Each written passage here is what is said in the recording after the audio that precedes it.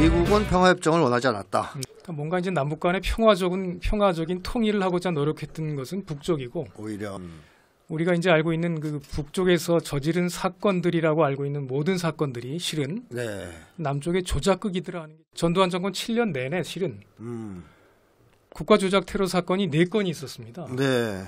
안녕하십니까? 안녕하십니까? 세상 읽기의 심리학자 김태형입니다. 소개해 주시죠. 네, 저는 강진욱이라 하고요. 네.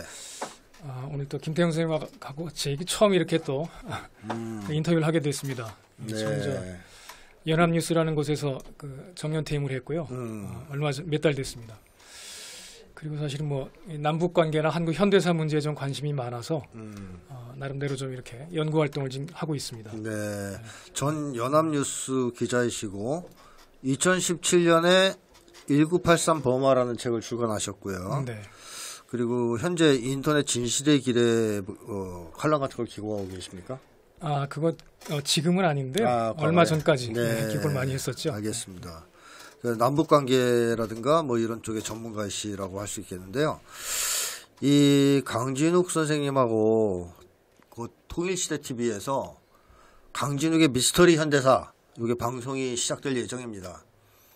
근데 제가 하는 건 아닙니다. 제가 하는 건 아닌데 이 강진욱의 미스터리 현대사를 본 방송을 시작하기 전에 홍보 영상을 좀 찍어달라는 요구가 있어서 제가 홍보 영상을 찍기 위해서 오늘 만나 뵙고 간단한 인터뷰를 진행하려고 합니다.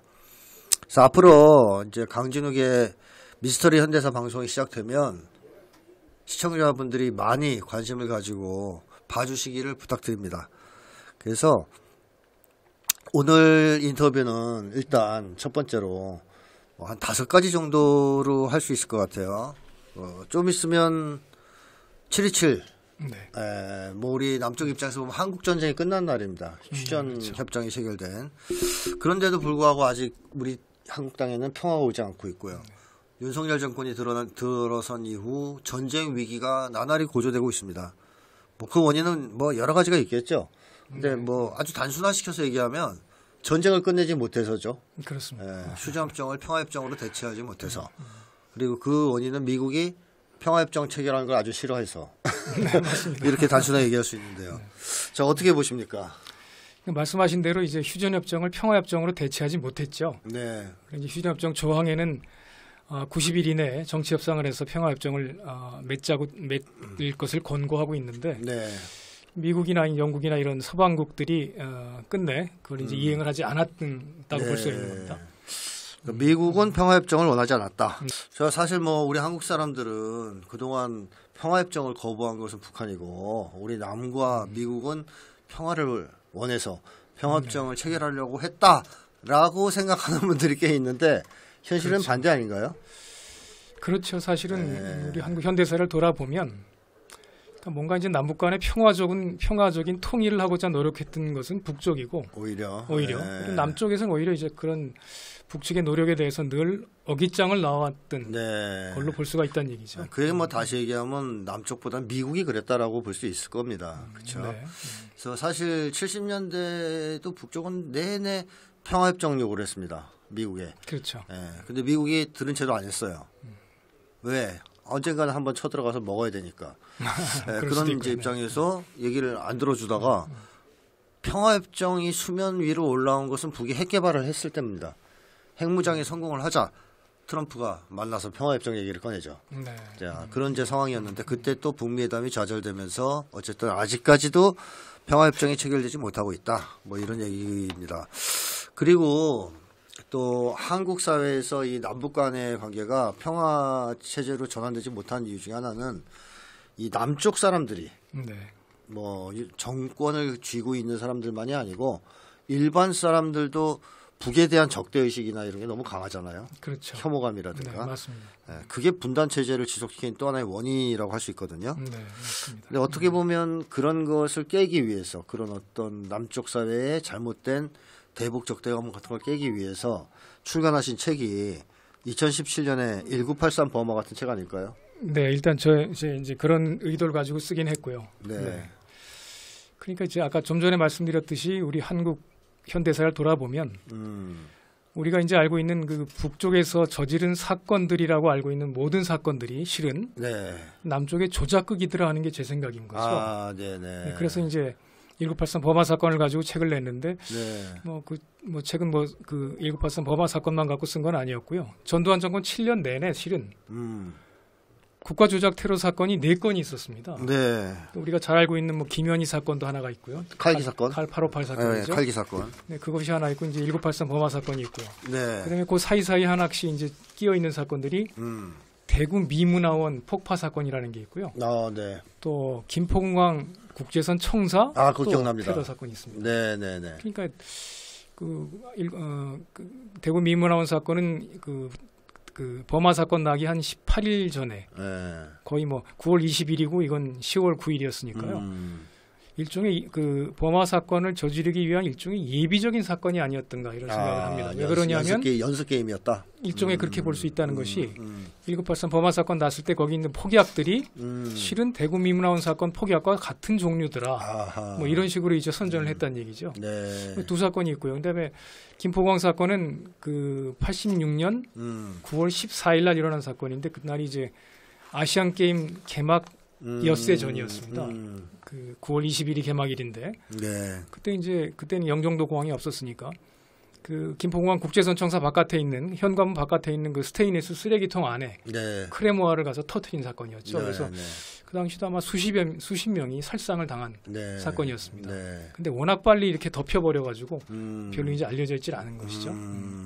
그러니까 전두환 정권에서만 벌써 4건의 국가적 테러가 있었고요. 네. 그러면 이런 사건들은 그럼 전두환 정권에서만 있었겠느냐? 그 전에는 더 많이 있었겠죠. 근데 다시 돌아보니까 그렇지 네. 않더라는 거죠. 네. 박정희 시대 18년간 집권에는 네. 그 시대 돌아보니까 너무나 많은 사건들이 또 그런 사건, 그 국가 조작 테러의 범주에 들어갈 수 있는 사건들이 많았다는 것이죠. 아, 네, 네, 네. 자, 그러니까 이렇게 뭐 볼 수 있겠습니다. 전두환이 저지른 사건이다. 버마 사건은 네. 아웅산 테러라고 알려져 있는 네. 것이. 그래서 얼마 전에 영화도 개봉하지 않았습니까? 버마라는 영화. 버마 1983인가요? 아니요. 버마 1983 사건을 패러디했다고 할 수 있는 것이 헌트란 영화인데. 헌트. 네네. 정성 네, 맞습니다. 배우하고 또. 네네. 근데 기자님 책을 안 읽고 영화를 만들었대요? 일종의 그 이제 영화 얘기를 좀 재밌게 하면요. 네. 그 영화 이제 제작 얘기가 처음 나온 게 2015년이었습니다. 네, 헌트. 네, 그 이정재 프로덕션에서 그때는 이제 아웅산 사건을 다루면서 남산이라는 제목으로 영화를 만들겠다라고 발표를 해요. 네. 그때 이제 아웅산 사건을 제대로 한번 다뤄보겠다 뭐 이랬던 것 같은데 아마 그 당시 나온 얘기를 보면 이제 그 최민수 씨 같은 사람을 주연으로 섭외를 해서 아마 그런 거 보면 아마 예전에 그 쉬리 같은 영화를 만들려고 그러지 않았을까. 일종의 이제 반공 반북 영화였겠죠. 그랬다가 이제 계속 이제 그런 말 나오다가 영화 제작하겠다고 얘기 진행되다가 그다음에 2017년 6월에 이제 재책이 나왔고요. 그 상황에서는 뭐 계속 이제 영화 제작을 뭐 준비하고 있었던 것 같은데 뭐 이제 그 주연 배우도 바뀌고 막 이러면서. 네. 근데 어느 시점인가 이제 얘기가 쏙 없다가 작년인가 나온 거죠, 헌트가. 네. 2023년인가 이게 나와서. 근데 보니까 아웅산 사건을 주제로 다루는 건 아니었고 네. 아웅산 사건 비슷하게 배경은 버마가 아니라 태국으로 만들어 놓고 유사하게. 예, 아주 유사하게. 그러면서 무슨 국정원 내부에 무슨 국내 팀과 해외 팀 간의 무슨 암투 비슷한 네. 약간 이렇게 이상하게 꼬아놓은 거죠, 제목을. 네네네. 그러니까 아웅산 사건을 정면으로 다룬 영화는 아니었고. 없다. 네, 예, 조금 비슷하게. 네, 하여튼 그걸 볼 때 상당히 많은 사람들은 아웅산 사건을 떠올렸을 것 같은데 그렇죠. 어쨌든 요지는 이겁니다. 이제 그런 사건이 터질 때마다 한국 사람들은 흥분하죠. 저 나쁜 놈들, 북한 그렇습니다. 놈들. 맞습니다. 비행기 터뜨리고 유인 암살하고 그렇죠. 사방팔방에서 그렇죠. 그러면서 대북 적대감을 막 갖게 되는데 그렇습니다. 맞습니다. 이것이 사실은 조작극이었다라는 얘기를 하시는 거고요. 그렇습니다. 네, 그걸 통해서 분단 체제를 이끌어온 거다. 자, 그러면 이 조작극, 자작극 얘기할 때 빼놓을 수 없는 사건이 있습니다. 121 김신조 사건, 박정희 정권 때입니다. 네. 그리고 우리 어릴 때 학교마다 동상이 있었어요. 이승복 어린이 동상. 네, 맞습니다. 그래가지고 맨날 그 수업 시간으로 배웠습니다. 저는 콩사탕이 싫어요. 그래가지고 콩사탕 먹다 죽었다는가 뭐 그런 사건. 네, 맞습니다. 이것이 사실 굉장히 슬픈 얘기였어요. 우리 들을 때는 그렇죠. 잔인한 공산당, 맞습니다. 어린애가 저렇게 싫어할 정도의 나쁜 놈들 이런 식의 교육을 받아왔는데 이 두 가지가 다 조작이다, 자작이다. 예, 제가 이제 그렇게 뭐 일단은 저의 주장이라고 말씀을 드릴 수밖에 없고요. 네. 아까 말씀하셨다시피 저희 어릴 때는 그 김신조 사건으로 인해서 치를 한번 떨고 네. 또 이승복 동상을 보면서 또 한번 눈물을 흘리고 네, 그랬죠. 뭐 이러기를 뭐 거의 뭐 학창 시절을 다 보냈다고 해도 네. 과언이 아닌 네. 거죠. 근데 그렇게 저도 이제 계속 알고 있었고 그랬는데 그 1983 범아 사건을 쓰면서 아무래도 이제 70년대 사건 다시 보게 되고 그전 것 다시 보게 되고 하다 보니까 예. 이 사건도 이상하더라 말이죠. 네. 이게 자세히 보니까 이거 역시도 조작이더라. 제가 판단할 땐 그렇게 결론을 낼 수밖에 결론이 없었다는 내려졌다. 것이죠. 자, 오늘은 본방이 아니니까 이걸 너무 자세하게 풀면 본방을 아무도 안 볼 겁니다. 그래서는 안 되겠고요. 맛배기로 네. 조작이라고 할 수 있는 거 한두 개 정도만 딱 언급해 주신다면 그게 보시는 근거를. 그러니까 이제 우리가 이제 북쪽의 사건이라고 얘기하는 이 서사가 있지 않습니까? 네. 근데 그 서사를 이제 하나하나 뜯어보면 이게 맞지 않는다는 거죠. 논리적이지 않다. 그렇죠. 네. 일단 김신조가 뭐 1월 17일 날 네. 저쪽 황해도 연산을 출발해서 네. 21일까지 내려왔는데 네. 뭐 워낙 뭐 날래고 용감한 공비라서 그랬다고 다들 알고 있지만 사실은 김신조가 71년하고 94년에 회고록을 쓰거든요. 두 번이나 쓰는데 가만 보니까 자기는 5박 6일 동안 내려오면서 잠도 거의 안 잤고 거의 안 잔 게 아니라 잠을 안 잤고 5박 6일 동안. 왜냐하면 너무 추운 날에 1월 1월이니까요. 1월 20일이 대한이었습니다. 자기 회고록에 쓰기를 영하 25도를 오르내리는 날씨였다. 네네. 그래서 밤새 이제 거의 광해군. 그렇죠. 중무장한 상태로 뛰어 막 내려오면서 네. 땀을 엄청 흘렸으니까 아침 새벽녘에 될 때는 이제 어디 으슥한 데 들어가서 숨어 있어야 되는데 네. 땀을 많이 흘린 상태에서는 잠을 잘 수가 없다. 얼어 죽기 때문에. 그렇죠. 저체온증. 그러니까 잠을 안 잔 상태로 5박 6일을 왔다. 그렇게 왔다는 거죠. 그러니까 이거는 말이 안 되는 얘기란 말이죠. 네, 그러니까 그리고 또 당일날 행적을 보면 1월 22일 날 새벽 3시에 김신조가 잡히는 걸로 되어 있습니다. 네. 잡힌 다음에 곧바로 이제 홍제동 파출소로 연행이 돼서 거기서 기다리고 있던 중앙일보 기자하고 인터뷰를 한 걸로 되어 있고요. 기자는 어떻게 알고 기다리고 있었어요? 그 기자는 치안국장이 데려간 걸로 되어 있습니다. 네. 무슨 그 얘기 또 자세한 거니까 나중에 하시고요. 네.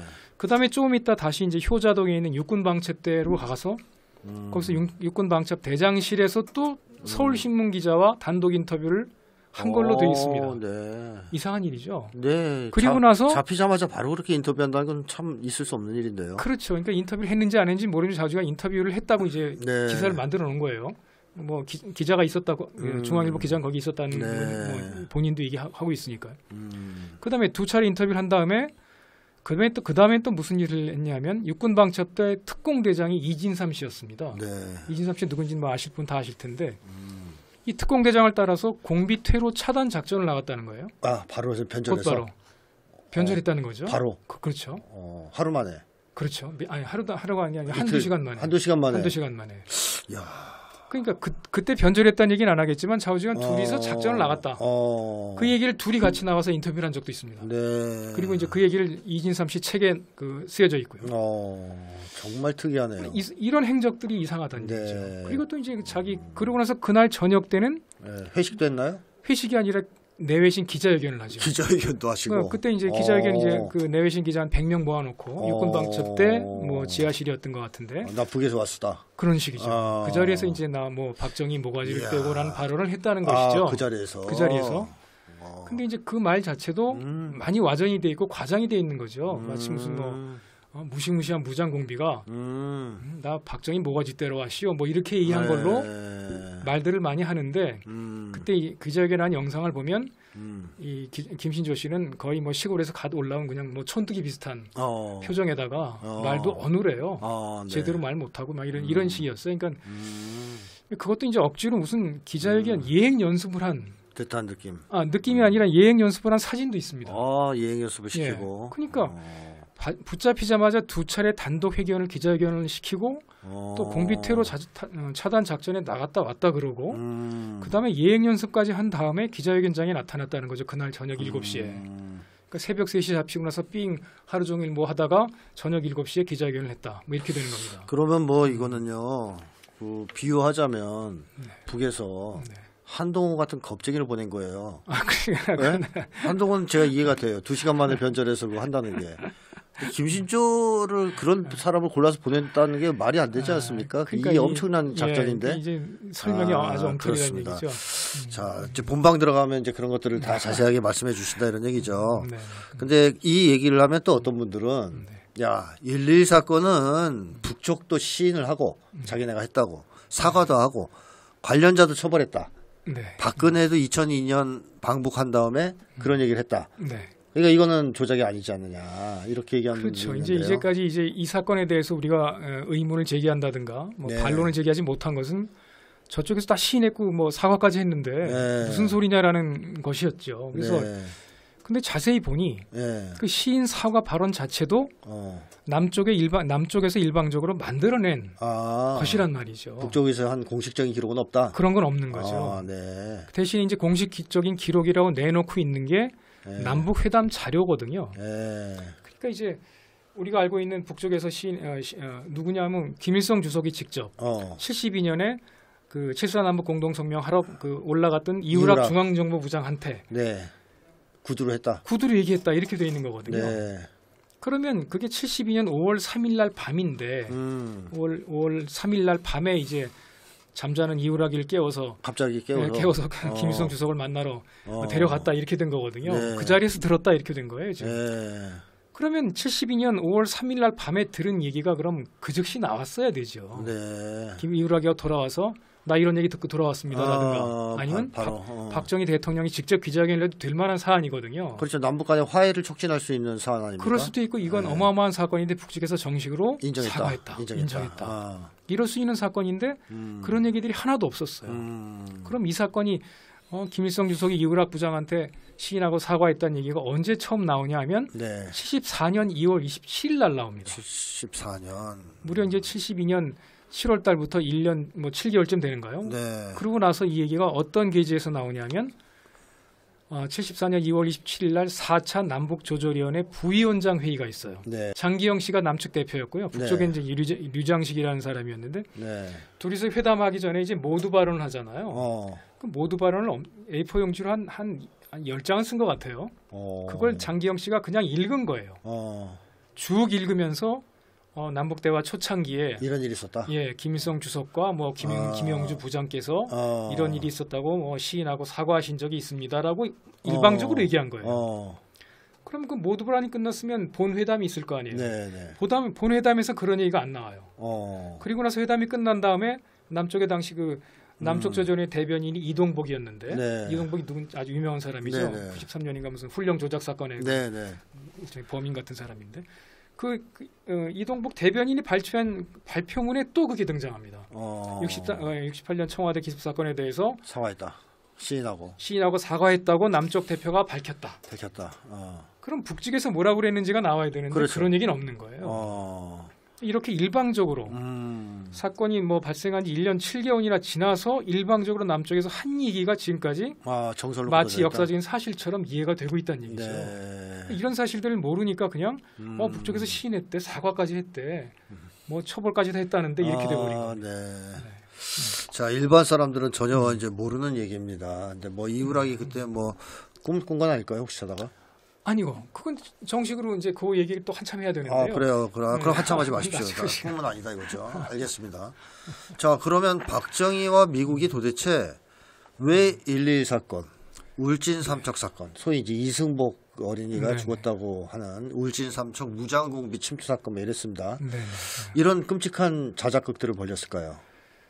그러니까 이 얘기를 참 설명하기가 참 어렵긴 한데요. 일단 국내 정치적인 상황 그리고 국제적인 정세 이런 거 가지고 이제 설명할 수 있을 것 같아요. 그러니까 뭔가 이제 자기가 정치적으로 궁지에 몰릴 때 그렇죠. 그 정치적인 뭐 어떤 상황을 타개하기 위해서 네. 모종의 음모를 꾸민단 말이죠. 그렇죠. 일종의 그런 것이었다고 보여집니다. 이게 사건이 68년입니까? 68년 1월, 그다음에 울진 삼척 사건은 68년 11월부터 12월까지 2달 동안 진행됐습니다. 네, 자 그러면 1968년이면요. 네. 미국은 한참 베트남 전쟁을 하고 있던 시기 아닙니까? 그렇죠, 맞습니다. 근데 베트남 전쟁의 상황이 어땠나요 이때? 그러니까 이제 그 상황이 이제 간단하게 얘기해 주시면.